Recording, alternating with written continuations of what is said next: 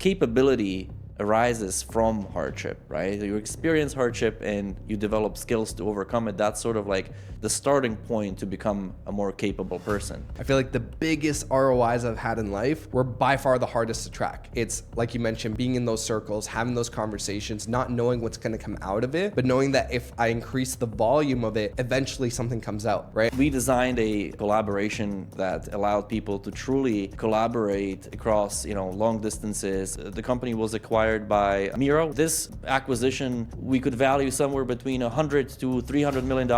Guys, today we are joined by an incredible entrepreneur and man by the name of Dom Zayn. And this guy has shared so much incredible sauce with me just the other night.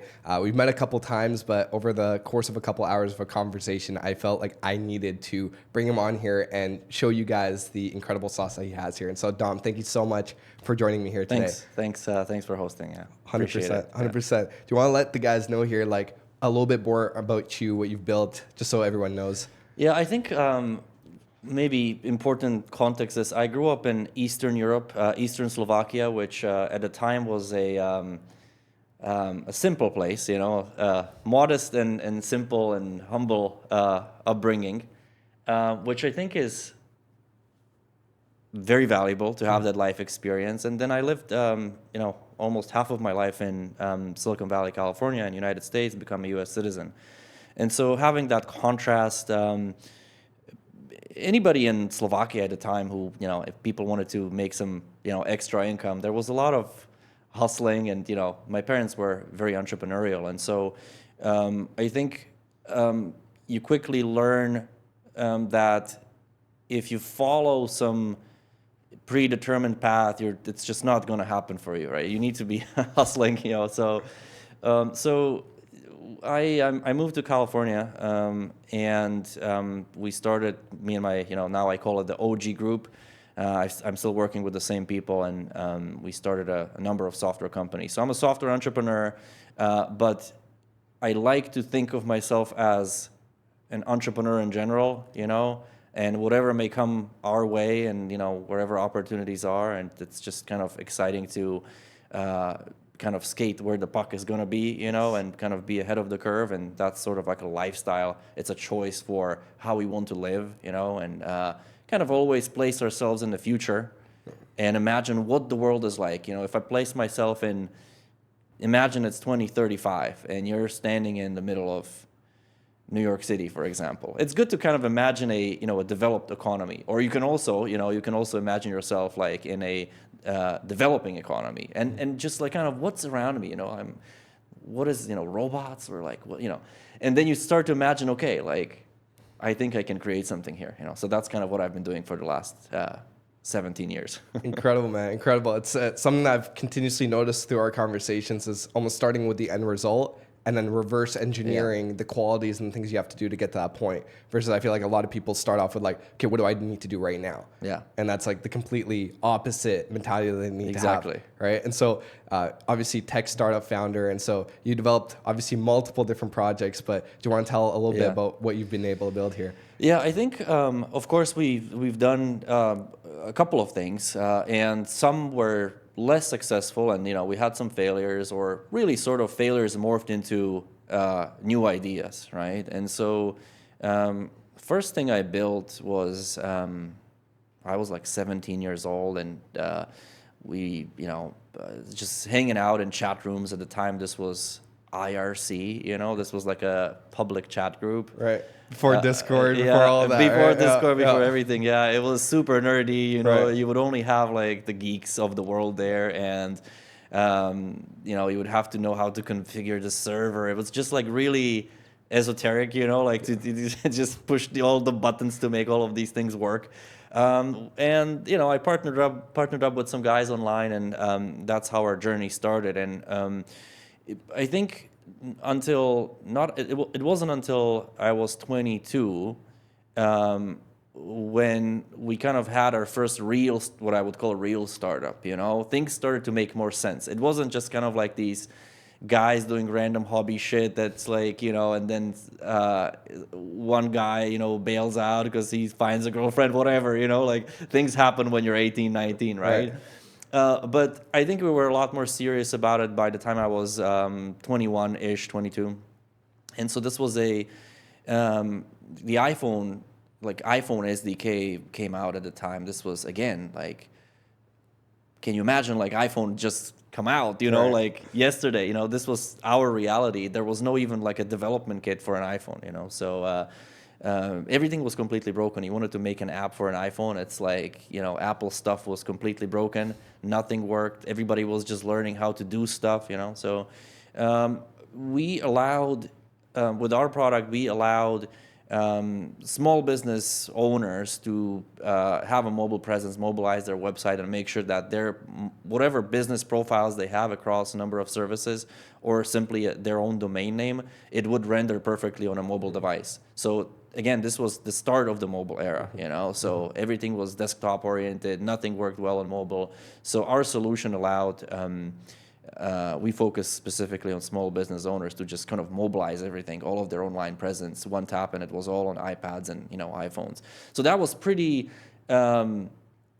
remarkable. Not anymore, of course. That just sounds like normal stuff. But to think of a mobile device as a creation device, not as a consumption device, that was a radical idea. Right. We used mobile devices at the time in 2010. We were thinking of them as creation devices, which nobody thought about like at the time, right? So that was our first company that we sold that to GoDaddy. And that was a relatively small exit. I guess we could say somewhere between $5 to $10 million exit, depending on where, when, and how you would exit the the GoDaddy stock as well, because GoDaddy had a pretty impressive journey as well. And so in these deals, you always get some equity as well, right? Or most of the time, there's an equity component as an incentive, So yeah, that was our first thing, and then we took some, we took a break, and then second company started in 2017, and we kind of placed ourselves in the future. That's the kind of my framework. Placing myself in the future 5 or 6 or 7 years from now, and imagining what the world is like and what do people do in 7 years from now. Most likely, of course, my thesis could be completely wrong, but it's still a better way, I suppose, statistically, like than sort of, in my opinion, chasing some sort of a trend. If you're chasing a trend, you're already like 6 months behind at least, minimum, Yeah. So it's a bet that I like to place a bet, 6, 7 years ahead and see if it works out. It's a pretty massive, risk. So, but yeah, so we placed ourselves, again, in 2017, we placed ourselves in the future, and we thought what everybody's going to be doing. And this is, again, pre-Zoom era, right? Just like our first company was pre-mobile, basically. Nobody was thinking about mobile devices as like, this is going to own the world. Yes. And in 2017, if you told somebody like, hey, you're going to be doing everything in a video call, in a Zoom video call, and you're going to be able, as an entrepreneur, you can have a meeting with an investor in a different country, and you're going to raise $100 million over a Zoom call in 45 minutes. Can you, like, in 2017, if you said, this to somebody, you're nuts, Yes. None of that is happening. You're going to have to fly to California. We're going to have a meeting. We're going to have 6 meetings in person, and I want to feel you out. Investors would even say, like, no, I want to see like what this guy is about, like face to face. If you had this approach today, you're going to be out of business. Yes. You're going to be too slow. Nobody cares, right? So our thesis was everything's going to be remote. We ourselves built a fully remote team. Again, in 2017, there was not a lot of fully distributed teams, right? It was a pretty crazy idea to have employees and engineers in Ukraine and, and also in Germany and Texas and Slovakia and Germany, Germany I said already, and so California, everything. We were in like 7 different time zones, right. In 2017, 2018, very, not something that people would do at the time. So, we designed a collaboration experience with video that allowed people to truly collaborate across long distances, and starting with this idea that every company is going to be just remote first. It's nothing like, oh, we first start with an office and maybe then we will have some remote people. It's like everybody starts remote first. You can have an office, why not? It's fun, but we're starting with this idea that our company is global. That company we sold, and the company was acquired by Miro, which is also a very successful collaboration software, specifically also designed mainly for these very creative, highly creative remote collaborations. So our thesis was correct, and COVID came, and everybody, unfortunately, COVID was a boost for us, a major boost, but sort of like we were lucky in that sense as well, because the world had accelerated overnight into that future that we had imagined. It's like everything is remote from today, right? And so video and calls and remote collaboration has become the standard of doing pretty much all business. So again, we were a couple of years ahead of this kind of curve. Started just in time to prepare our technology. The intellectual property that we've developed was extremely valuable. And again, this acquisition, we could value somewhere between $100 to $300 million. Again, depending on like how we're going to liquidate the stock and all of these other little circumstances. But pretty, I would say for myself and our team, life-changing event. Yeah. Yeah. So sick. I'm very curious because obviously a lot of these solutions in hindsight made a lot of sense. But like you mentioned at the time, like no one thought the world was going to go that way except for a very small group of people, you being included. So what were the things that allowed you to spot opportunities before everyone else realized it was a massive opportunity? I think there's no like a universal or simple answer to this.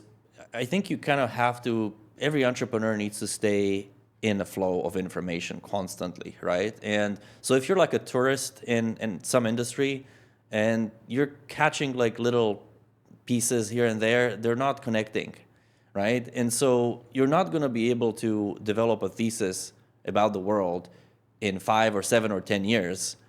Or you may, but likely it's not going to be the right one, yes. Right? Yes. So I think staying in the flow and constantly practicing developing a thesis, on daily basis is kind of like I think like a entrepreneur's muscle that is necessary. And so if you're constantly reading and looking at what everybody else is doing and practicing placing yourself in the future, then eventually it's going to come, like the ideas are coming, because you're seeing what has happened. You study the history. You're very well aware of the present. You're in the flow of information, and so naturally your brain starts to imagine, okay, like I've seen this, we've seen this happened. How is the society progressing? How is humanity progressing? What is missing, and it's kind of like, I think, going to the gym, if you go once every 3 weeks, you're not going to see shit. Yes. It's no results, and you're not even there's a compounding effect of all of this, right? So the first year maybe a little bit, you get some, beginner gains, but really the consistency brings you the compounding effects and value of this framework. And so I would say just stay in the loop, talk to people that are doing similar things. And within that industry, and just keep reading all the time. Like, all the best people I know, they're always reading, right? What do you do all day? I read, yep. And it seems like what have you done today? Well, nothing, but everything, because you're reading, Yes. And experimenting, building prototypes, and failing a lot, So in our team, we've built 100 prototypes of things that we were just thinking about that may exist in the future, and then we just threw it away because it didn't seem exciting enough. Yeah. So got you. That's incredible. I've obviously haven't seen that at that scale, but something I've noticed over and over again, and I try to be very reflective, but I also try to get as many data points in from valuable sources. But I feel like there's like two sides of my development. There's the side where I get more data points, I get more context, where I'm either reading or I'm having conversations like this or whatever it may be, and I build up these context points, and then the ability to connect them was just through reflection. Yeah. And I'm not doing that incredibly. I'm obviously trying to continuously grow on that. But like you mentioned, I'll have even hypothesis on, let's say I had a conversation with someone. Mm-hmm. Here's what the conversation went like. I'll write it down in my Notion. Here's what I think could come out of it. Here are some red flags that I'm seeing. And then I'll revert back once that relationship or that hypothesis or whatever it may be has developed. I'm like, okay, what did I get right? What did I get wrong? I feel like the more I've done that, the more accurate I've been with those hypotheses. Exactly. Yeah. And I think there's also, I think the compounding effect and the ultimate value is that you're better able to filter out the noise, right? I think that's because there's so much stuff that is happening every day, right? It's easy to sort of get lost in developing a thesis, constantly, and a lot of stuff is changing very quickly, right? And so the more you actually continue to do that, the more you're able to identify what is noise, more likely to be some, like noise or some sort of a, I would say like a temporary glitch in the the ecosystem. Yeah. In software especially, a lot of stuff is happening right now that, in my opinion, is is noise, and 90% of the endeavors will be great learning opportunities for entrepreneurs, but not necessarily. They're not necessarily real companies, and so I think that you may feel like you're missing out. Like, why was everybody launching all the stuff, But with more experience, if you've been doing this for 7-10 years, you can see that you'll feel like I'm not missing out. Let them go through the noise. I'll observe, I'll develop a higher quality thesis. So I think that's kind of allows you to be more content and see what is interesting and exciting, but not necessarily for you. Yeah. You know what's interesting about that? We spoke with an insurance company a little while ago about doing some sort of AI build out for them, and they were having a conversation with us, and we asked them, like, I mean, you guys have the capital, why not build this stuff in-house? And they're like, because we realized back in the .com bubble is that we're an insurance company, we're not a tech company. And so let all these companies come up, and then we're going to be able to spot the ones that genuinely have the value, and then we can just invest in the people that only do that specific task. And so, like you mentioned, I feel like right now there is a lot of noise, especially in the AI space, SaaS, whatever it may be, because it's growing so quick. But I feel like a lot of these companies, like in the .com bubble, are going to go down, and then the real people are going to be able to eat up a lot of that market share. Yeah, exactly. However, I think either way, that's exciting stuff. I remember if in 2012, 2013, you would go to, I don't know, Palo Alto, California. This was like the epicenter of like all technology innovation, at the time. And it was so much slower, And of course, everybody's on their laptops, everybody's doing something, And you would open like whatever TechCrunch at the time was, where you would get the news about technology startups. And there's like, 5 articles a day. It's like, oh, okay, this company raised whatever, $5 million. I think the volume of this has like not tripled. It's like 30x, 30x, So the amount of stuff that is coming out and the experiments, either way, even if, let's say, if 90% of it is not going to be here in 2-3 years, or they're going to be very sort of tiny businesses, that's still incredible because we have entrepreneurship is more accessible, and so more importantly, I think the world is now able to produce more entrepreneurs, more creative people than ever before, and so I think even with the noise, we're all winning.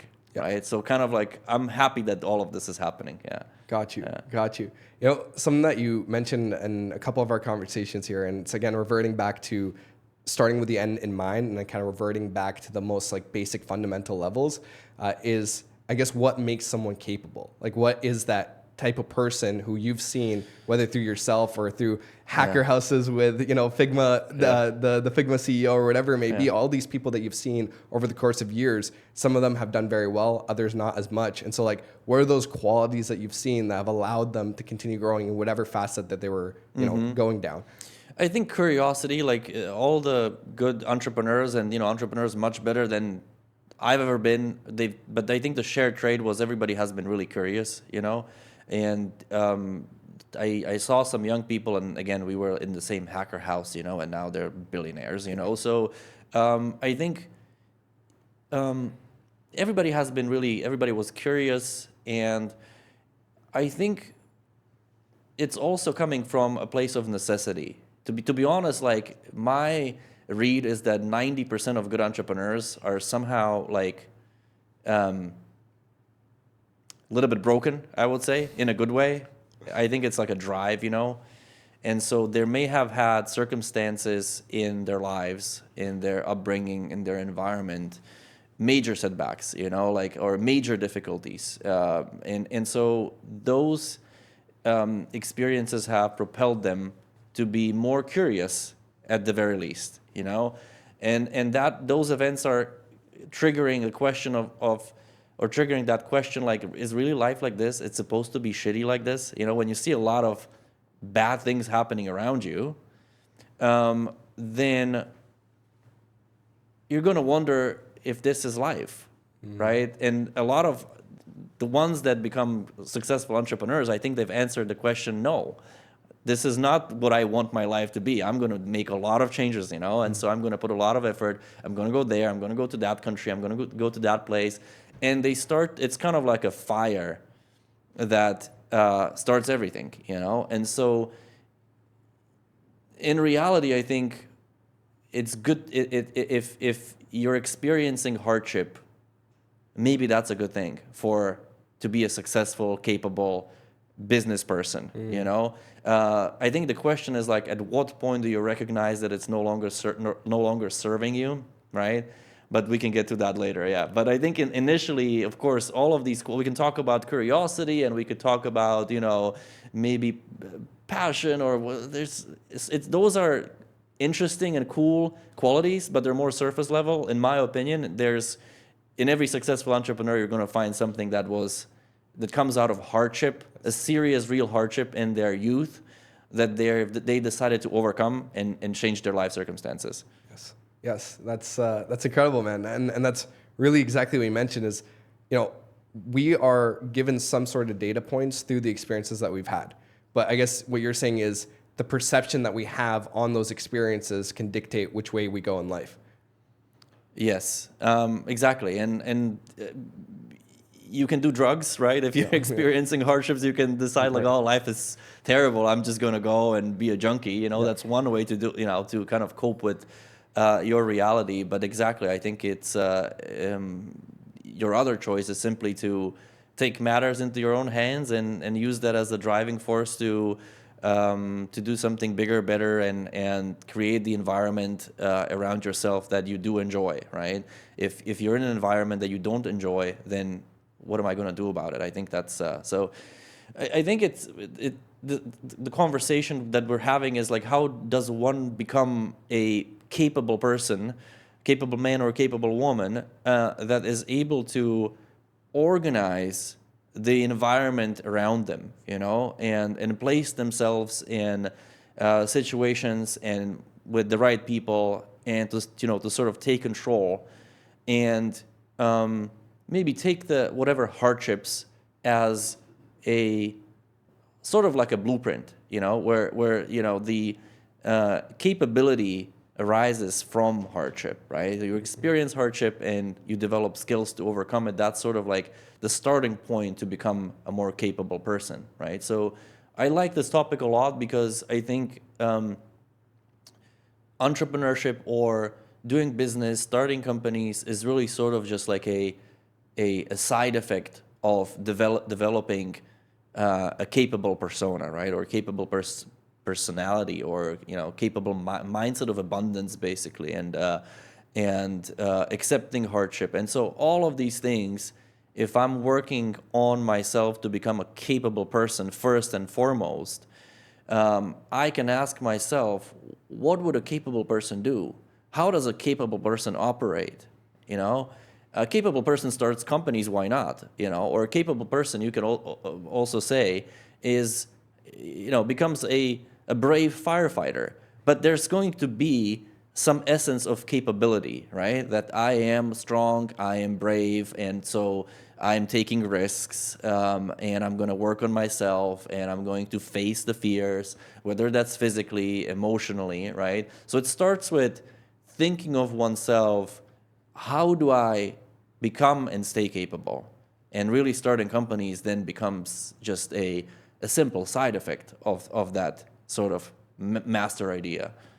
That makes perfect sense, because I feel like everyone here knows that they can find information on like how to do media buying online, or how they can, make a website or whatever it may be. But those types of information are very context dependent. But I feel like when you have the right navigation system, then you can enter any sort of waters and still get the outcome that you're looking for, right?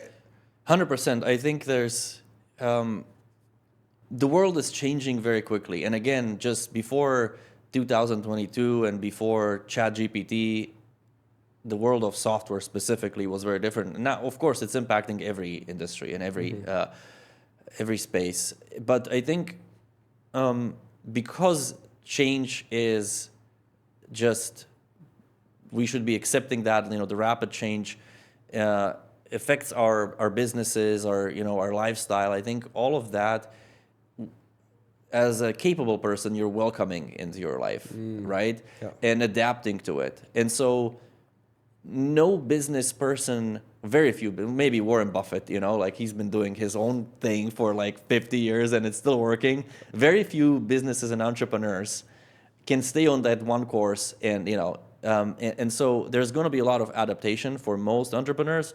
And I think if you're thinking through the lens of that blueprint that we're discussing, right? It's as a capable man or a capable entrepreneur,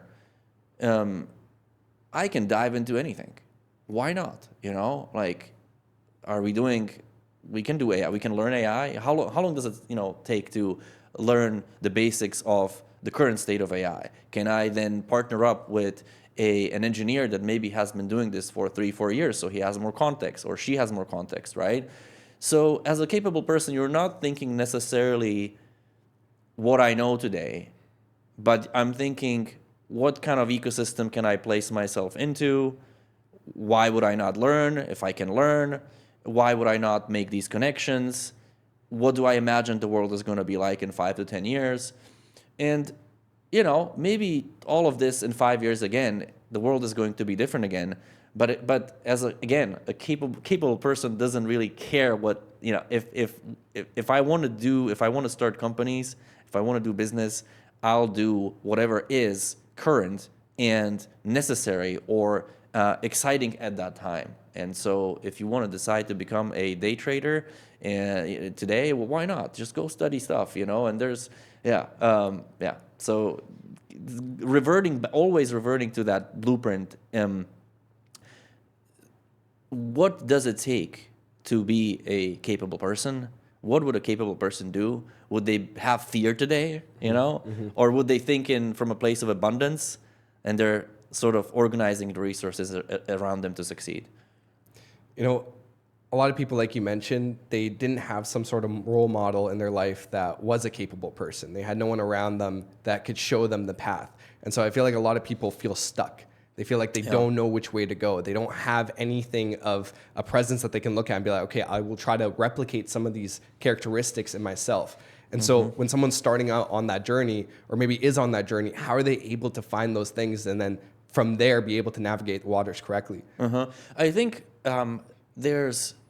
I have kind of like maybe two opinions on this. And so one is, it's really amazing that we can now find a lot of role models very easily online. You're watching somebody's life. Everybody, a lot of people are documenting their life. And so you at least have some reference point, right? And so prior to YouTube and before YouTube had ads, there was fewer incentives to be documenting your life, Right. So that was my era when we started, doing software business. And YouTube didn't really, of course, it had existed, but it was 100 times smaller than what it is today, right? And so you didn't have the online sort of like the digital or like people out there, documenting their life. And so there wasn't much online where you would be like, hey, this person looks very capable, So it was sort of like a limited, you would have to find those inspiring people in different channels. So on one hand, this is fantastic that this is now accessible. And you can just open YouTube and browse a lot, and watch videos and be like, this person is inspiring, right? On the other hand, there's a lot of bullshitters, right? So like, how do you know who's truly a capable person and who's just really doing, a really good job at pretending to be capable? And so I think there's and whatever the definition of capable is, I think it's just we as humans have this intuition, and we love and we can sort of identify ourselves with, somebody's more successful, or, somebody who's content, or maybe able to navigate difficult situations in life. We just sort of naturally gravitate. And that's kind of a risk because there's so much of it and half of it is bullshit, So I would say still it's good. But my second opinion, or, the other sort of recommendation is, well, do some effort to find those inspiring people. If you don't find yourself naturally in, a circle of inspiring people, or people that you would identify as very capable, then do some effort to find them offline. It's easy to sort of just open YouTube and imagine that these are the people I want to be like them. This is the accessible way of doing it. But how do you know which, who's a bullshitter and who's not? That's a difficult task, right? So to calibrate that, if I were, doing this now, I would try and find and place myself more and see if I can find a way to spend my time more offline, private circles, private groups, and sort of like turn off YouTube and be like, could be like a neighbor that's like fixing up his car, or like he has a cool Mustang and he knows how to build his Mustang and, and restore it. Maybe I would like go and have a chat, and this guy looks cool. Maybe he's not, but I'm going to try, and I would try and develop more effort to be close in the real offline world to better calibrate your radar when you have those conversations. Like, is this really a capable person that I admire or not? Because you get to see them in the real life. And I think that as humans, we have some of those natural instincts, and I think that just helps calibrate the radar better. So definitely it is very important to be close to some role models and observe them ideally on daily basis, but make sure that you have a wider sort of approach and lens and really picking up on the details. And of course, for most children, they will acquire and will have, if they're lucky enough, they will have capable parents, and that's all they have to do. They simply have to live close to their parents, right? And so every day you see, my father is capable, he's doing this and that, and maybe, he's very entrepreneurial, or he's a firefighter, or he's a cop, or whatever that may be. Or maybe he's like, I don't know, a crane operator.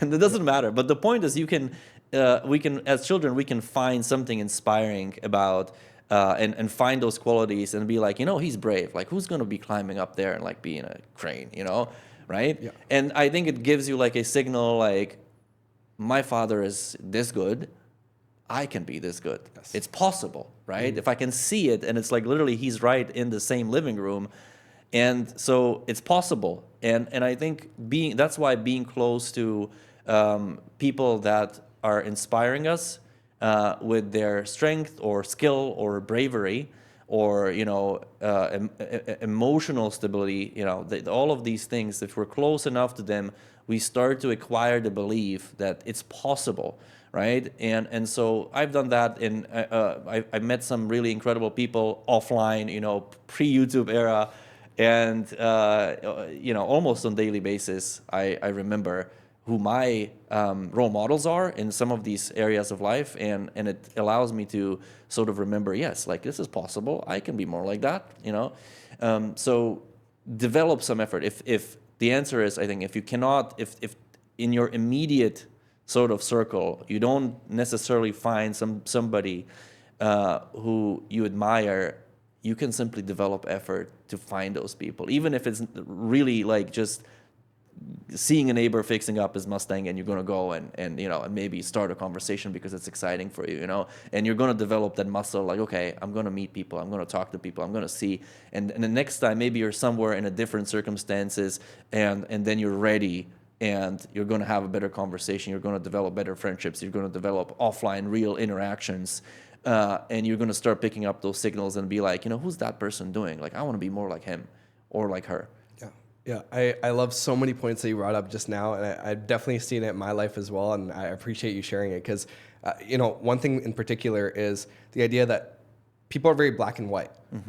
It's they see someone, they're like, oh, I wouldn't trade everything with them, and so I wouldn't take any sort of value from them. But like you mentioned, there's usually some sort of like piece in them that can be inspiring. Maybe it's not on the business side, maybe it's not on the family side, but maybe it's on how they are consistent in the gym day in, day out, Exactly. whatever it may be. And I feel like just picking up these qualities makes you almost like a video game character, where it's like, I like that piece of chest armor. I like that weapon that he's using. I like that spell he's using, whatever it may be. And so we don't have to take people as a full package. It's just like, oh, I really like this piece. How can I be more like that? And then leave the rest. Exactly. And not look at it so black and white, so binary. 100%, 100%. Yeah, I think there's no perfect person. In fact, like, would you want to trade? Like, would you want to be like living some?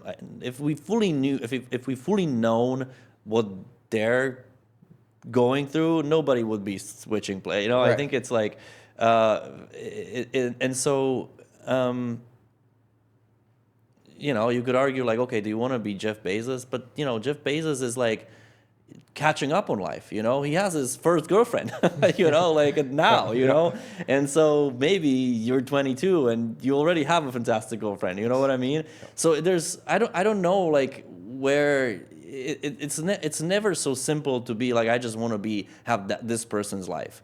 It's everybody's gone through some hardships and sacrifices, and of course success comes with a lot of sacrifices, right? So just take the part, exactly like you said, just take those parts that you do find inspiring, and then you can have many sort of role models but we're coming back to the same idea that in order to become and be a capable person, capable man,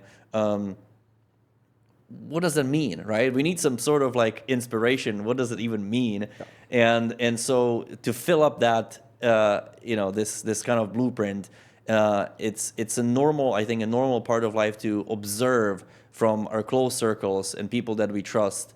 And acquire this idea and belief like this is a capable person. I want to be whatever they're doing in that specific area or regard. I want to be more like them. And you may find an amazing father, and think like, wow, like how is he raising his boys? That's pretty incredible. In that area, I want to be like him, right? And that's sort of all the elements of becoming a capable person. And then sort of when you look in the mirror and you think of yourself, am I capable? Today, maybe not. I think I skip the gym. Why? But would a capable person skip the gym? Because they, so some days, yes, but not 6 times in a row. And I think this sort of every day gives you a very simple pressure test, right? And so building successful companies then really just becomes a side effect of all of these things. Right. Yeah. It's that consistency on the inputs and then reflection on their outputs, right? And this is actually such a valuable piece as well, which is something that you mentioned before, which is building the muscle, right? Because I feel like a lot of people, even let's say if they're trying to approach girls, right? They think that once they find someone that they are very attracted to and they do vibe out with or whatever it may be, they're gonna magically build up the confidence to be able to speak to them and create that chemistry. But that's not how it works. Yeah. You need to take those steps, right? Exactly. And I think throwing more shots out there, I know it's super cliche, but you miss 100% of the shots you don't take. Yeah. And so I think building that muscle through taking more shots, even if it's Uncle Jim with his Mustang, and maybe you're trying to be, a 9-figure, 10-figure entrepreneur, but you don't have those people yet. And even if you were to meet them, 100%. You haven't built the muscle to be able to even navigate that conversation in a way where it does flourish into something. And so it's like continuously taking those shots and building that context and building those skill sets. 100%. I think you're raising a really good point is if sometimes you're lucky in life, and you find yourself in an interesting situation and you're talking like to a very successful person, but then how to even have a conversation with, how do you even know what to ask, right? And again, what does that matter? Like if you're standing next to a billionaire entrepreneur, like so what now? Yeah. Is that actionable? Does it have any value to you? Yes, maybe if you receive, or he or she gives you good advice. But I think generally speaking, you kind of have to build your way and build your own expertise so that you're kind of how to then use the friendships, connections, and your network in the right way. Ask for the right things at the right time. Offer as well value, right? And so that example of going to Uncle Jim, and it seems like, well, why would I waste time with this?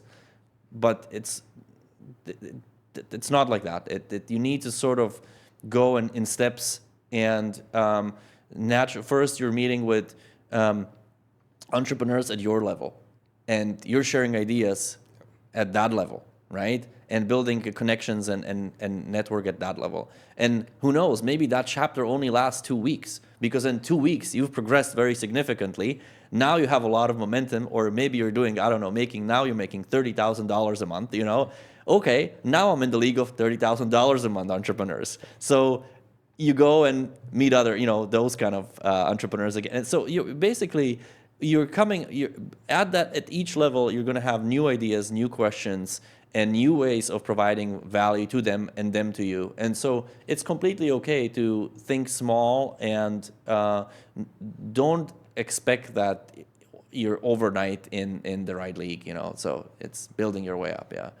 Right. That makes so much sense. And one thing I've noticed, and maybe you can elaborate on this as well, but I feel like the biggest ROIs I've had in life were by far the hardest to track. It wasn't things that I could see in a business manager. I'm going to put in X amount of dollars. I'm getting this amount of ROAS. It's like you mentioned, being in those circles, having those conversations, not knowing what's going to come out of it, but knowing that if I increase the volume of it, eventually something comes out.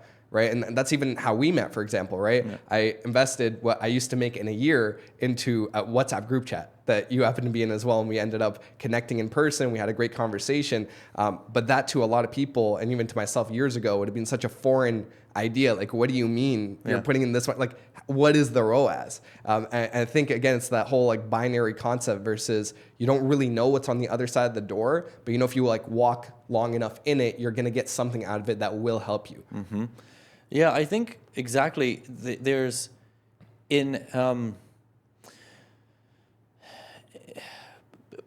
very hard to succeed by yourself, on your own, in any way, I would say, right? Even if it's just, if you want a family, then single parents have it much harder than, a good couple that is in harmony.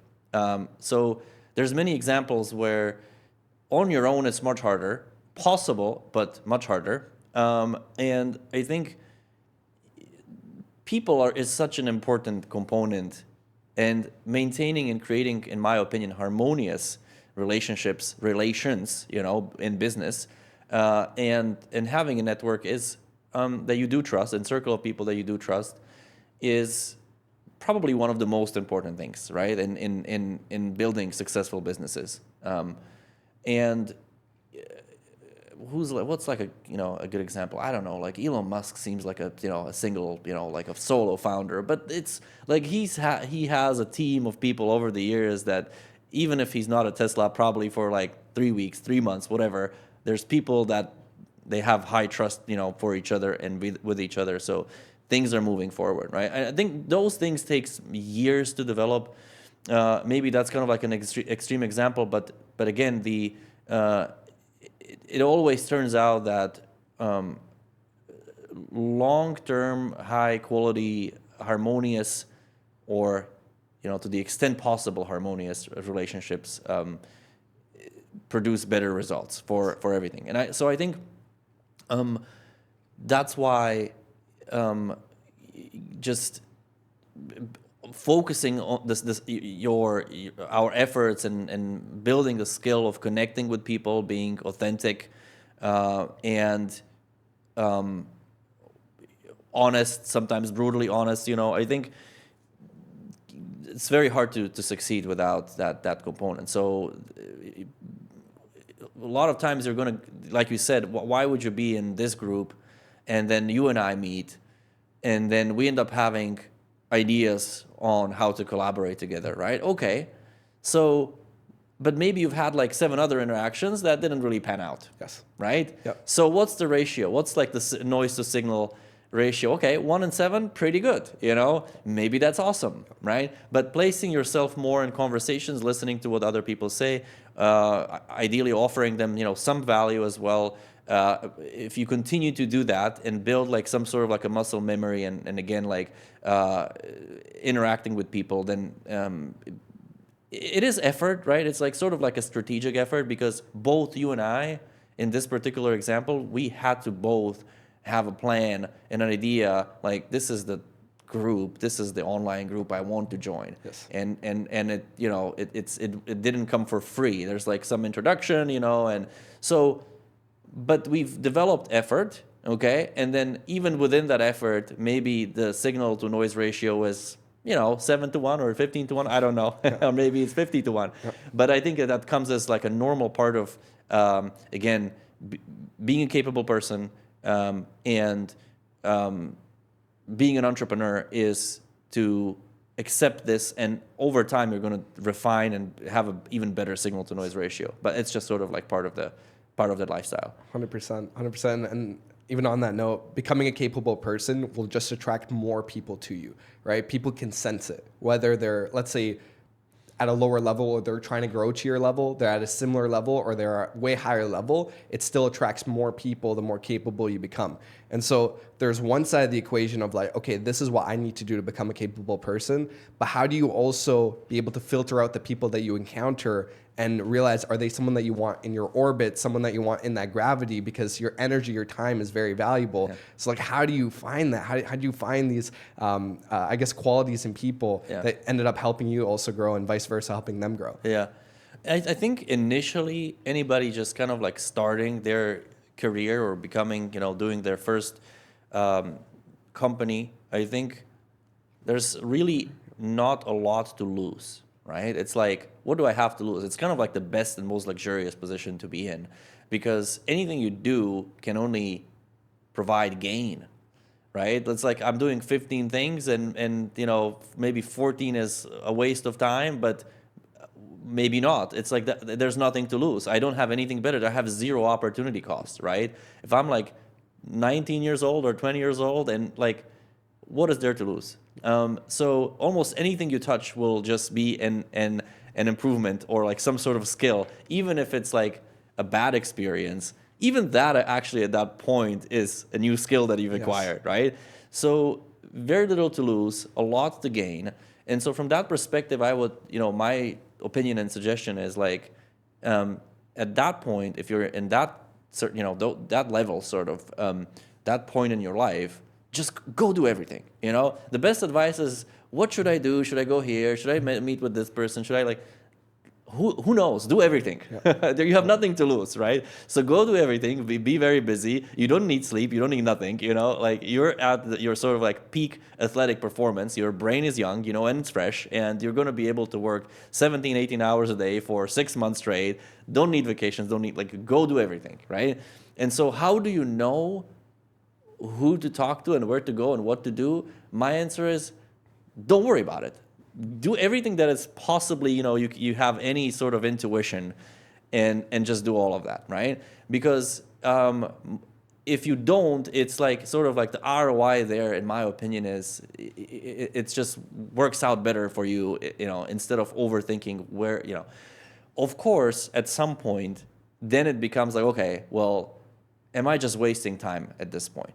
Maybe now you've established maybe you found a good source of income, and it's repeatable. And, now you're like, okay, part of getting to the next level is simply also cutting out a lot of noise, removing a lot of the activities that you used to do. I've done a lot, when I was starting, and we've done so much unnecessary stuff, I did so much unnecessary stuff. I even did like accounting stuff, and like I was, I didn't want to pay $500 to our accountant, so I did like 90% of the work, so then we don't have to pay him as much, right?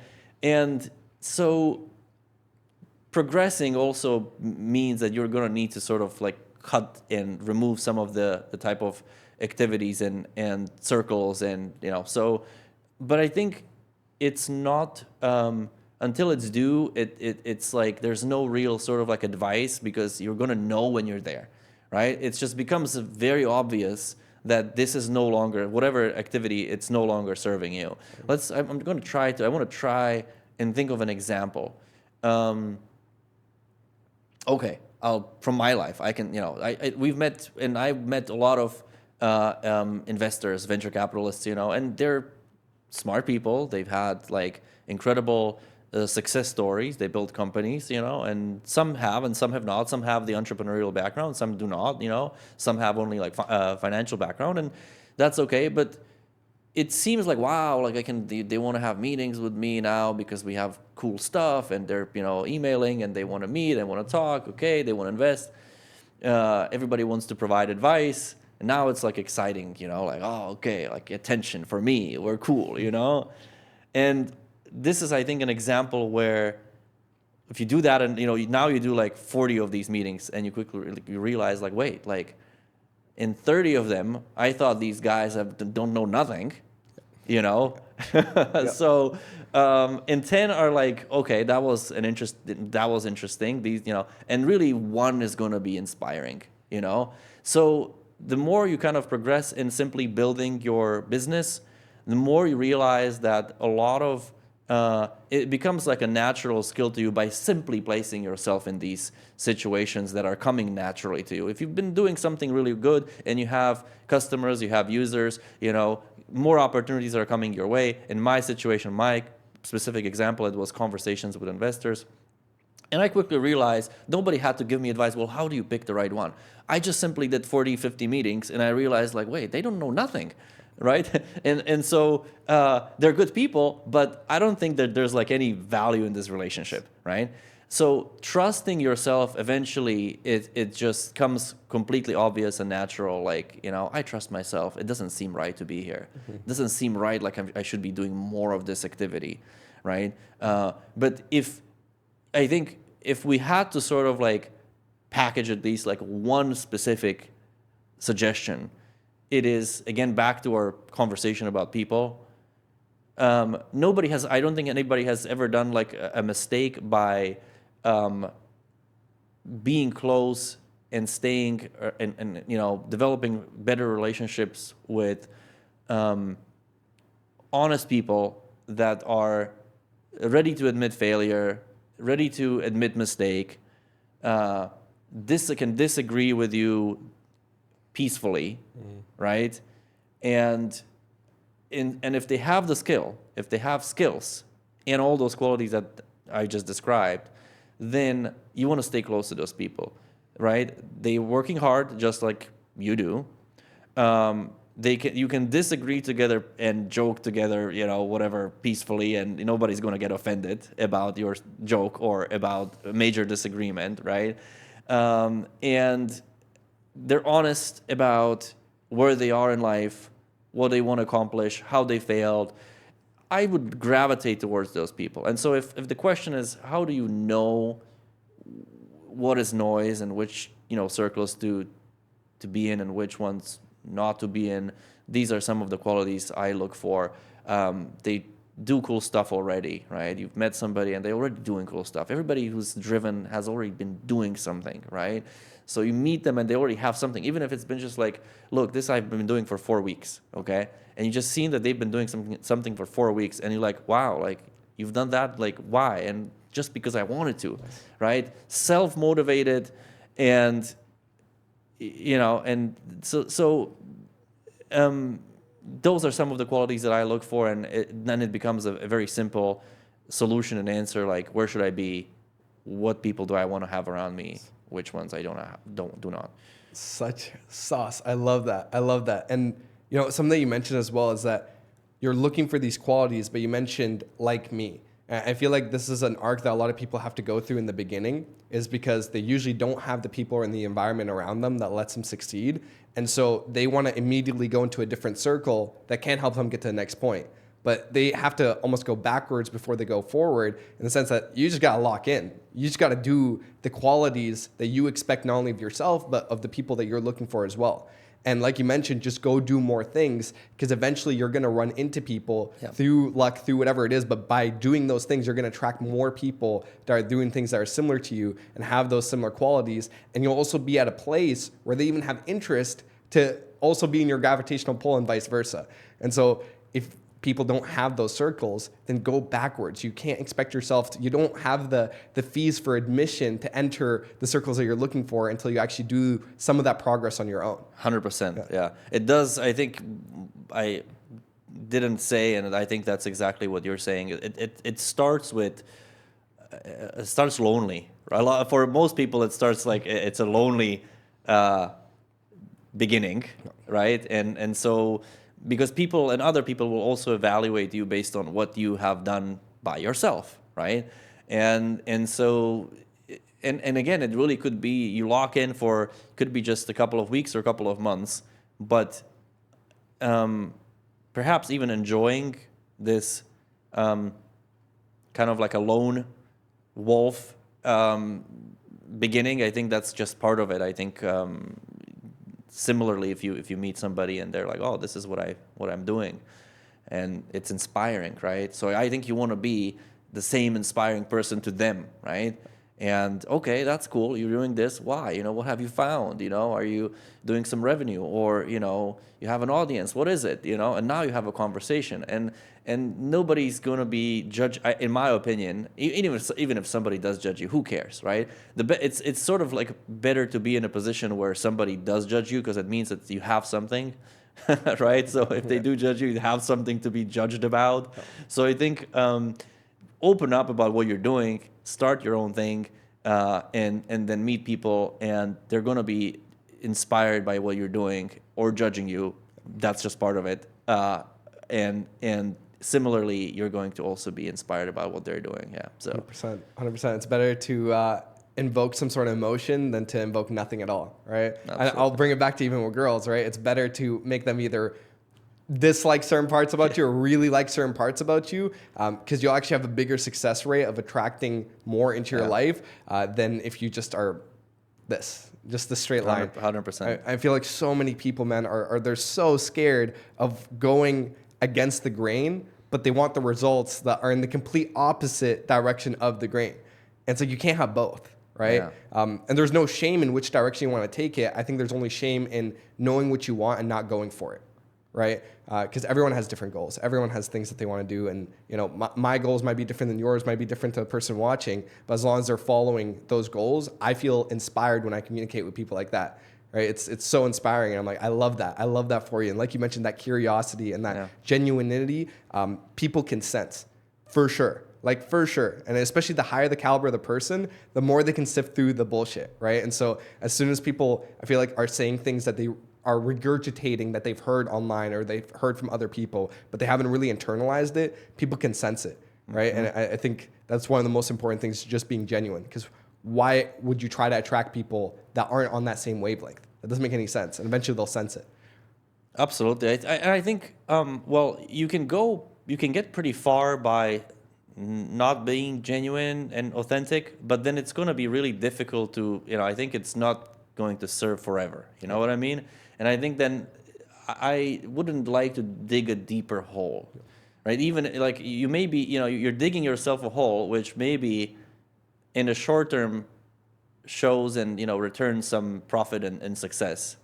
But there's going to be, you're going to hit a point where that's no longer serving you. And like, how do you then find your way back up, and that's the tricky thing, where I found and met people exactly in that trap, where they couldn't have maybe succeeded and become the great people that they could have become, because they hit that sort of like a authenticity trap, like at some point, if you've been doing something wrong and maybe you have not been authentic or whatever, maybe you developed poor quality relationships, it's that's why I always say come back to the blueprint. Right. What would a capable man do? Capable person would do, right? A capable person would not be fearful.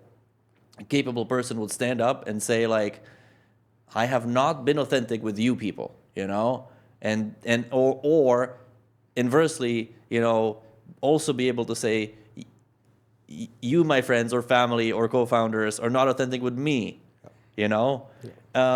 This is not a high quality relationship, or this is not a harmonious relationship. We cannot disagree in peace, right? So again, every time and every day, if I ask myself, like, what would a capable person do? A capable person would be definitely authentic, and it sort of like starts from that, right? I've learned this advice, and I got this advice from a business coach, and this was a couple of years ago, and I was struggling with some, major decisions in our team, and what direction to take with our company, and I started feeling like sort of frustrated about where I am in my days, and they were like really overwhelming, and everything was just kind of like, everything sucks. And the advice I received was, in that moment where you sense the frustration, ask yourself, what would the most authentic version of you do in this particular moment? A most authentic version would say, what? Right? Mm-hmm. And so I think it's been such a valuable advice, and again, a capable person would not be afraid. A capable man, a capable woman would not be afraid to stand up and become authentic. And a lot of times, this simply means admitting, I've made a mistake, mm-hmm. right? And if you're a leader, if you're leading a company or a team, to stand up and say, I've been leading us on a wrong path for 3 weeks or 3 months or 3 years, can you help me? Maybe you know better what we should do. Let's brainstorm, And I think this builds better, higher quality relationships, and also practice. It's kind of like a good practice for to pressure test yourself and realizing this is what capable people do on a daily basis. Right. So I don't know. I think that sort of connects to what you were discussing. 100%. Something I admire a lot about you as well is that you have very strong opinions, but a lot of humility at the same time. And this is something I've realized is that a lot of people, when they get that initial spark of success, maybe they make a couple 6 figures, maybe a couple 7 figures, a lot of them just have massive egos, like massive egos. But then when I talk to the higher level entrepreneurs, the guys that have done 8 or 9 figures, they have way more humility. They're confident, right? But they have a lot of humility. And why do you think that is? And what would you say to those people that just built this massive ego where they're not willing to take in external data because they feel like they figured it out? In reality, they're just on the start of their journey. Yeah, I think a massive ego, I think, like when we started this conversation today, we talked about what is the real driving source for some of the most successful people. And of course, they have curiosity, they have determination, passion, fearless, whatever. But in my opinion, and at least the ones that I've met, there's always been some hardship, and especially in their formative years, and maybe in their family, and when they were younger. And so bigger egos actually start there. Right. So I think maybe it's been dormant, and it's just been waiting for like a moment where finally you can express it, because now you had some success. And so, but it really is, it's always been there, in my opinion, it's been there. And the reason why I'm mentioning this is kind of a good thing, because if you didn't have that, then you wouldn't have nothing, it's like the pros and cons of, you've had the driving force. Unfortunately, thanks to some of the difficulties in your life, part of it is maybe you're a narcissist or you have a massive ego. I've had those issues, so basically we need to look at it as I think with appreciation, so we're grateful for those parts of us, we've been narcissists and we've had a massive ego, and that has helped us to get to this point. Right? So we've succeeded largely because of that, right? Maybe other people confused our ego problems with confidence. That was helpful, you know. People gravitate towards confident people, right? So I think there's a point where it no longer serves you. And if you could identify that now you're just failing, right? Okay, so you made $50 million. Okay, now like, or whatever, 10 or 5, it doesn't matter. But now you're at a point where all of those qualities that you've had, are they still helpful, right? And I think a lot of people do realize that, you know, yes, like maybe you and I or meet them at a point where they have not yet realized that it's no longer serving them. I would argue, you know, big egos serving nobody. Right. After, if they've already made enough money that they can survive comfortably and retire, then a big ego is a pure deterrent. Yes. You know, like nobody wants to be around you at that point, right? Like, so I think at least not the people that you should want to have in your life, right? So I think we just have to sort of let everybody allow to get to a point where they realize this is no longer serving me. You know, it's been great. I had a massive ego. It's been great. Got me here. But what is my next chapter, my next milestone? What else do I want to accomplish? For a lot of people is, you know, starting and having a successful family or children. And, you know, there's going to be points and examples around where you see that this behavior is not allowing you to have a more enjoyable life, right? So that's a whole different chapter. Right. I think post-success, you know, post-success, a lot of people start a completely different chapter. They have to reset, they have to sort of reevaluate all of those qualities that they've had, if they're still valuable or not. Right. And then starts a completely different life. I think I had to go through a reset like this myself. Maybe that's why I know a little bit, or, you know, think I know a little bit about that, because I had to go through a similar complete reset and identify all of those behaviors from the past are no longer valuable for me. They're just like, you know, pure negative ROI. Right. Right. Well, let's dive into that, man, because you've obviously had the financial success. You've had the 2 major exits, and you said after the second exit, that was a life-changing amount of money, right? And so I guess what was that journey afterwards? There's phases to it, I think. So the first phase is, maybe it's different for everybody, but I've seen this pattern, I think, in other people too. There's a sense that, or a false sense that you can fix everything with money, because it's kind of true. Like 99% of things you can fix with money. It turns out like almost every problem, even in, you know, families. Say you have a, you know, difficulty connecting with your extended family, or, you know, or even your close family, right? And turns out that family therapists are expensive. It's like, what, $700 an hour if you want to find a good one? The reality of it is that a good one can really fix up your family. And you're going to be like, wow, like my relationships with the family, and now I enjoy visiting my family, you know? But how much did it cost? $50,000. So in fact, yes, you can solve, you know, there's a lot of proof in the world that, in fact, money solves a lot of problems that otherwise would be very difficult to solve, or it would solve, you know, take a lifetime to solve. Yes. So that tricks you into believing that if you can do that, then like I'm just going to throw money at everything. And unfortunately, there's going to be that like last, or fortunately perhaps, there's going to be that last 1%, which is kind of the most important 1%. And that does not require any money. In fact, it's free, you know. And so I think we had this conversation at the other dinner, right?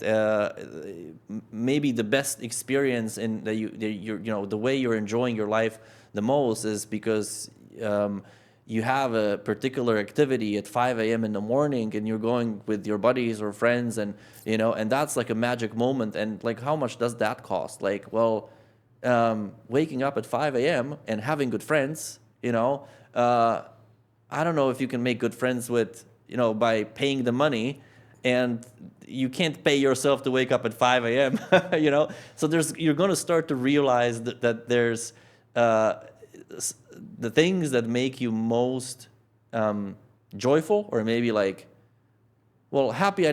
For men, I don't necessarily believe like a man should be like happy, but, you know, should be fulfilled, I suppose, and have a purpose, right? And so you realize that those things do not cost any money, and they cost a lot of effort, and discipline, and so you can't throw money at this, sort of like to become content, and so that's phase one. I think phase two is also like removing and undoing all the behaviors. Like we talked about the ego, and narcissism is a big thing for entrepreneurs. It's like, how have you become a leader that people want to follow? Well, because I had a narcissism problem, and so like it's just kind of like how people misidentify narcissists as like confident leaders, and Yep. so I think that starts from some childhood trauma, for example, again with parents, So I think undoing, like phase two is like undoing and realizing how these behaviors and qualities simply are. It's not that they're not profitable. They're actually like you kind of like just dig a hole for yourself. It's like a negative ROI, like that's kind of the phase two, undoing and maybe restarting and acquiring a whole different personality. And I think it is probably because you feel the safety, and you no longer have the survival threat, hanging above your head or something like that. You're not waking up like, how much money do I need to make? Yes. Like I'm going to be okay either way. So now what? Right? So that's kind of a journey for me, but I think that I've noticed for some it takes, it's faster, for some it's, it takes longer, but more or less people do realize, like after they made significant amount of money, that there's a lot of their past selves are simply just not valuable anymore for whatever you want to accomplish next. And because and how you see it, because you keep failing, right? So yeah. And I love that. It's the whole idea of what got you here is not going to get you there, right? And sometimes it's serving you, and that same quality is actually a disservice to you to get to that next level. Yeah. That's incredible on that front. One of the many things I have so much respect for you on is that we're able to get into these very deep conversations, and you're able to immediately reflect and have a very insightful answer. I think reflection is one of the most important skill sets that someone can have. How are people able to develop that reflection? Because I feel like most of the time we kind of just go about life and then we kind of wake up at some point, right? And so how can we have that awakening and then continue progressing it? Well, for me, I think I didn't have it.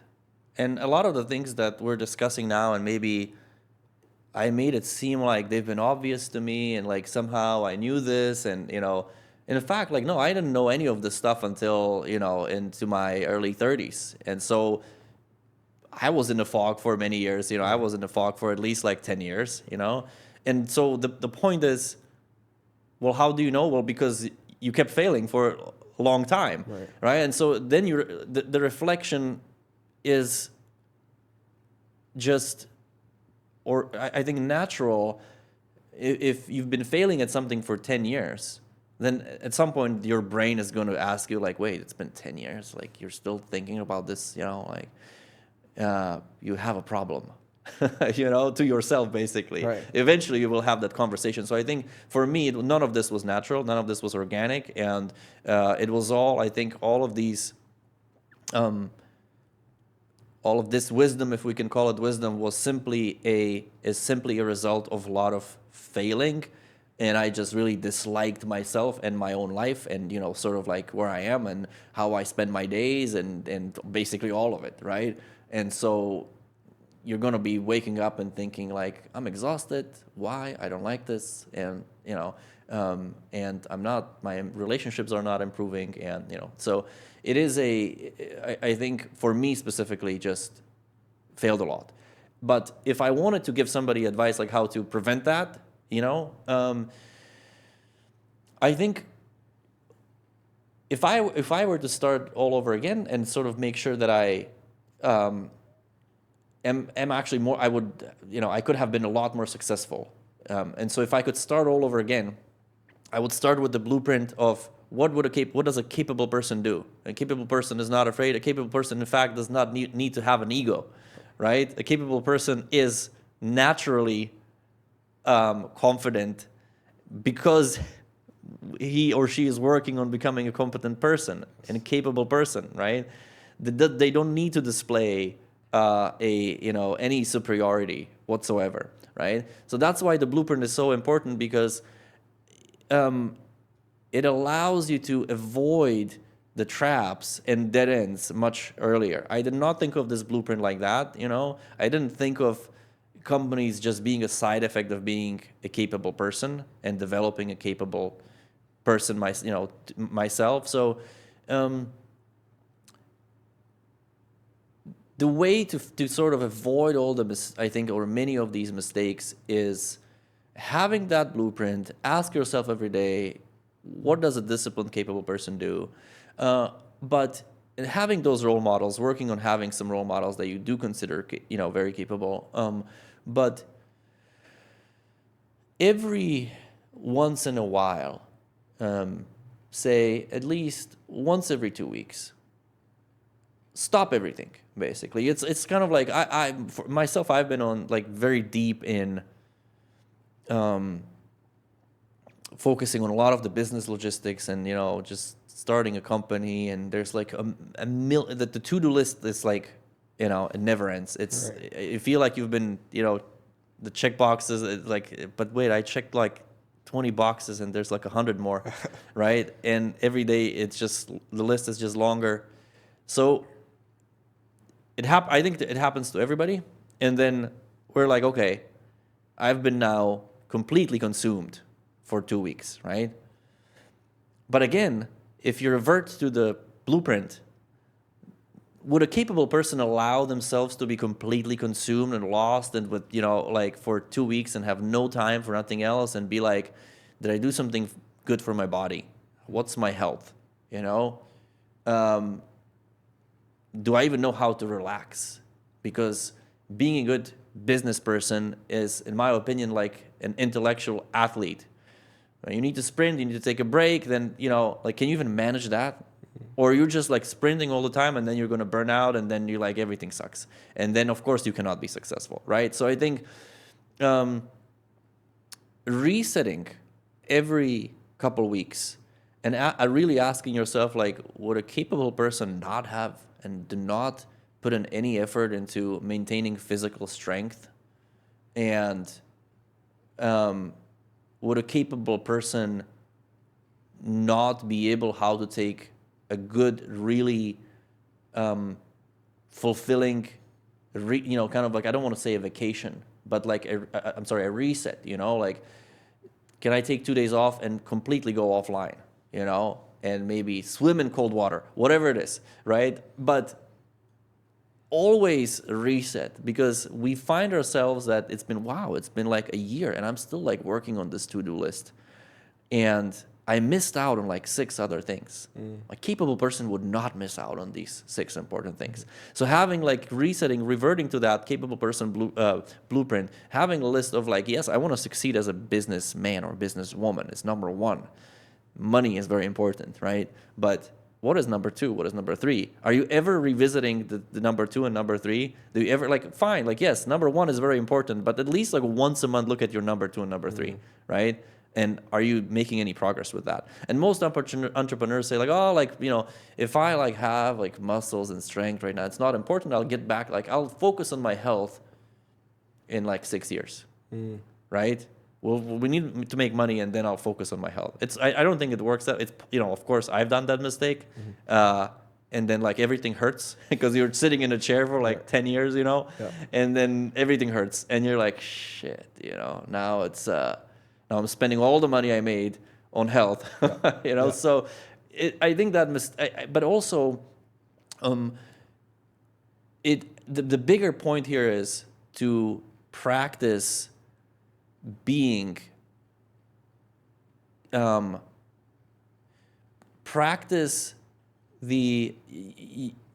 need to be good at many things, right? As a capable and successful business person, it has to be good at many things a little bit, you know.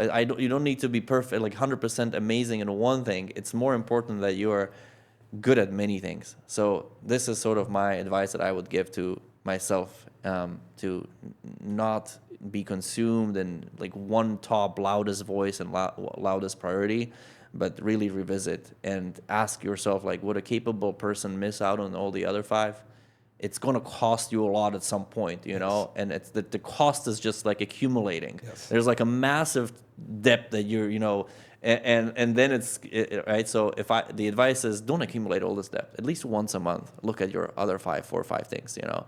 Don't neglect your physical health. Don't neglect your mental health. Get a business, get a coach, get somebody who's like giving you advice, get somebody who's like good at the gym and is going to motivate you physically. You're going to like experience the hardship, you know, and review your family relationships, because it's like if they're burdening you, you're not going to be as successful of an entrepreneur. I think I could have been much more of a successful entrepreneur if I had those routines and those that blueprint much better established. I love it, and let me kind of paraphrase to make sure I understood a lot of these concepts correctly. One is, when you focus on just one thing, you can find success with it, but then there's a fallacy that if you only focus on that one thing, you'll see more growth. But in reality, if you're able to manage other parts of your life, it actually enables you to do that main thing at a higher level and also have less of that debt collected on the other parts, because eventually you're going to have to pay it with interest. Exactly. Right? In fact, you're just preventing yourself from being a more successful business person, right? It's a debt that has, you know, effect on, like in today, right? The burden that it's almost like you carry a backpack with bricks, and of course you can sprint fast enough, right? So I think I would have been able to make better decisions, and our companies would have been much more successful, and you know, maybe we wouldn't have sold them, you know, and we would be in a different place, and so. Yeah, I think that's exactly like you said. Yeah, don't skip the leg day and the other 5 things, and don't skip all of those things, and you're going to be a more successful entrepreneur 100%. As a result. I love that, and we actually talked about this the other night. The whole idea of RAM, right? Because we have a limited amount of RAM space in computer sense. You have your hard drive, you have your RAM. RAM is much faster. It's much more capable of taking actions, but it's much smaller in terms of capacity. Then you have your hard drive. That's obviously a lot slower, but you're able to kind of feed it that information and retrieve it whenever you need to. And so the whole idea that even if you're not doing something that you know is important, it's still taking up maybe 2, 3, 5% of that backup mental energy within your RAM, and that's affecting you from putting even more space and more capacity for the things that are important. And so I love that philosophy a lot, and I've definitely seen it over and over again. And also one thing that you kind of mentioned throughout the course of this conversation with the whole idea of there's always going to be some sort of resistance, right? There's always that resistance, and sometimes in the beginning, maybe it's in terms of business because you don't know what you need to do, but then you find that thing and it's starting to grow, and so there's actually less resistance there because you're already growing. You've done the leading indicators, now the lagging indicators are catching up and you're starting to see success, but then we don't touch upon other parts of our life that has that resistance, right? Whether it's rekindling maybe a relationship with a family member, maybe it's on the health aspect, maybe it's an internal thing, maybe it's a certain enjoyment in life, whatever it may be, and we kind of push it to the side because we're trying to justify, no, I'm putting this energy into something important, but in reality, for you to grow and become that capable person, multiple different facets, you have to go through the fire. You have to walk through it. There is that resistance, and the resistance isn't an indicator to go the opposite way. It's actually an indicator to dive into it because there's growth on the other side. Exactly. Yeah. And I think, okay, I'll try to, I'll come up with one silly example, okay? So let's say you're working your ass off, and you're imagining, okay, one day I'm going to build a house, I'm going to buy a big house, and I'm going to have a Ferrari, and okay, interesting. Many people dream about that. I did. And then I bought a big house and a Ferrari, and okay, like it was fun for about 1 month, right? And I think I realized, okay, shit, like I could have just like rented this big house 10 years ago and a Ferrari. And in 1 week, I would find out I don't have those goals. I have completely different goals, you know? So this is a silly example of when you're truly listening and looking at like, what do I care about? You know, do I want to, like, this is important for me? And there's some progress you can make on all of these things maybe today, you know?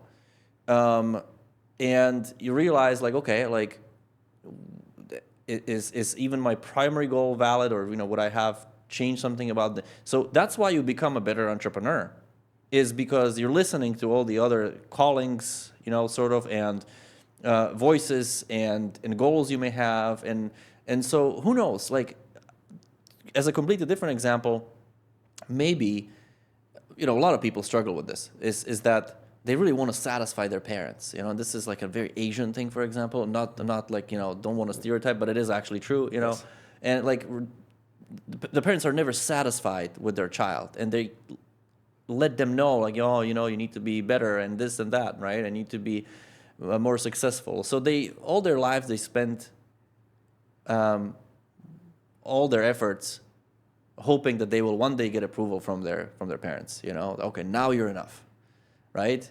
So, okay, so they start a company, or they become doctors or whatever. They have a law firm, and, you know, and they hope that one day the father is going to say, son, now you're enough. Yes.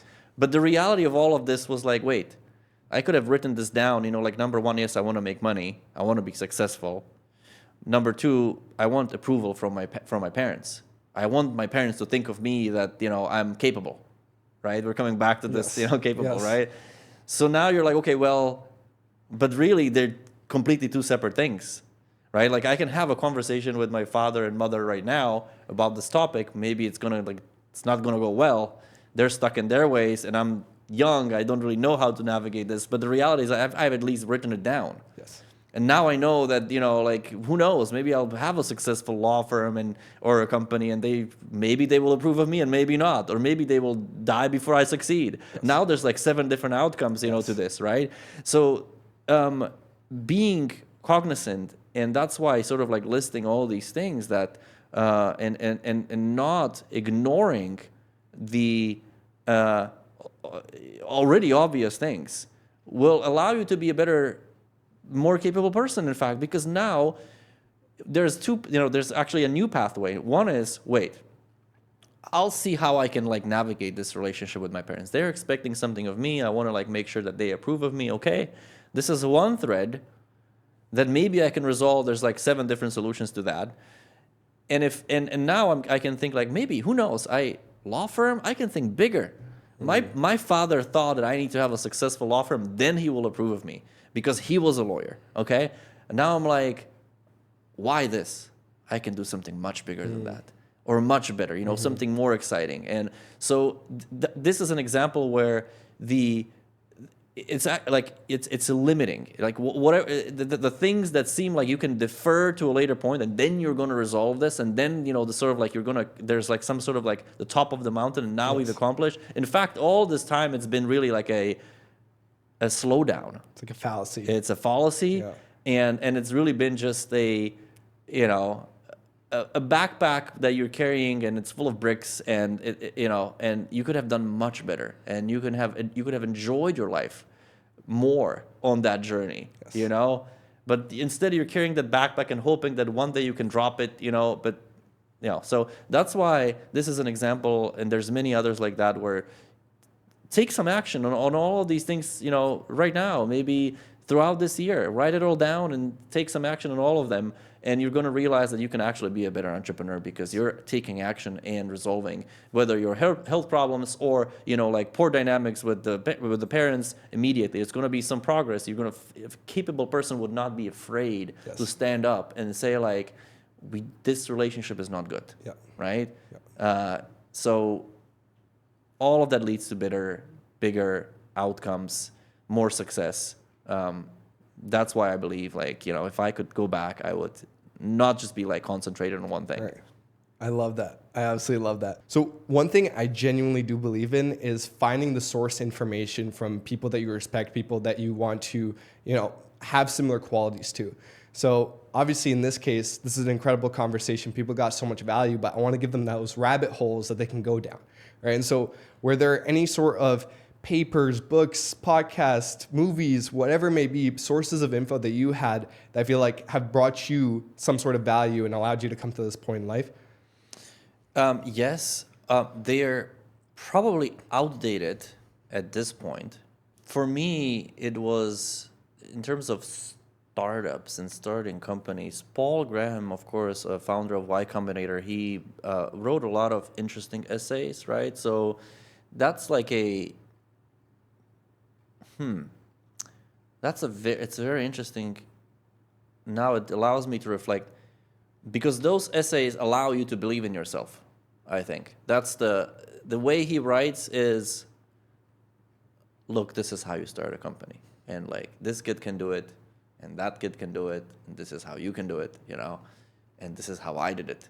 So I don't know if maybe the mechanics of like what actually like the specific wisdom there is probably less important than to simply acquire this energy and this, sort of like a inspiration that you can do stuff, right?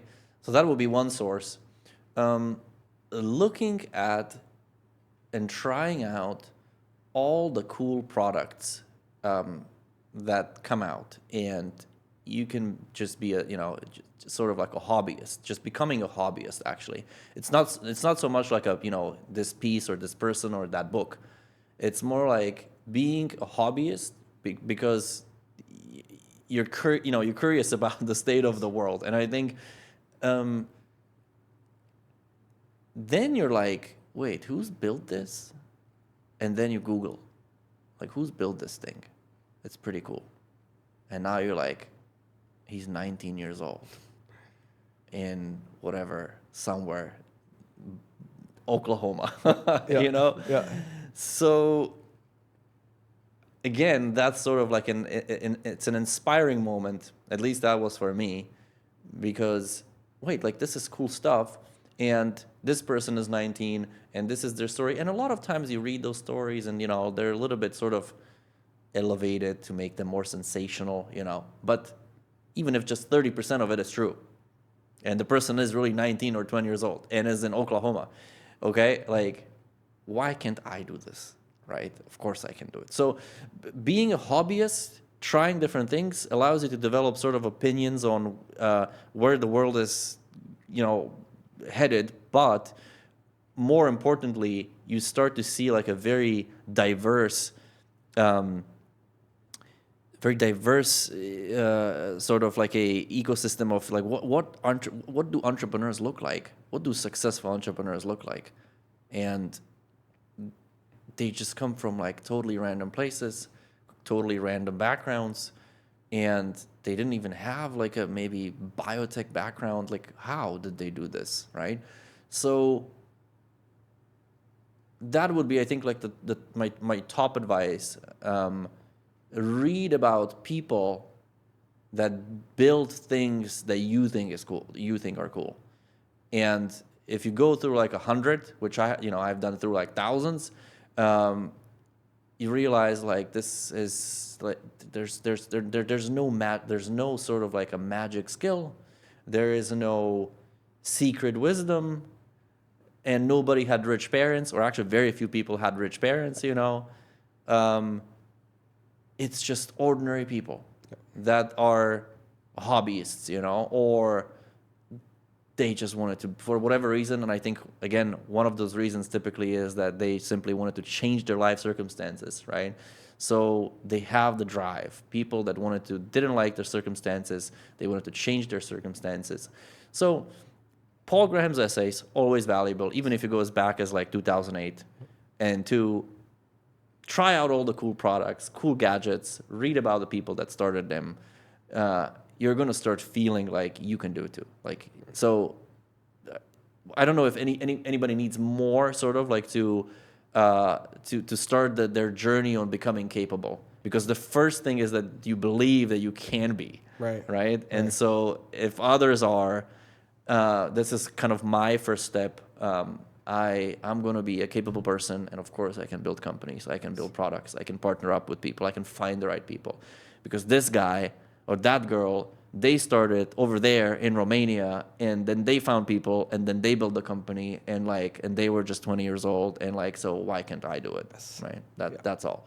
I love it. I love it. It's finding the products, services, people that you enjoy using or feel like you want to emulate, and then just kind of reverse engineering again, like how did they get to that point, right? What did they do? What experiences did they have? And through that, the magic of the internet, which is super, super beautiful, that pretty much anyone obviously who's watching this has access to, they're able to find those characteristics, they can find those stories, and then from there, build their own, let's say, internal LLM. You know, they can build that internal database that allows them to have the context to take those decisions.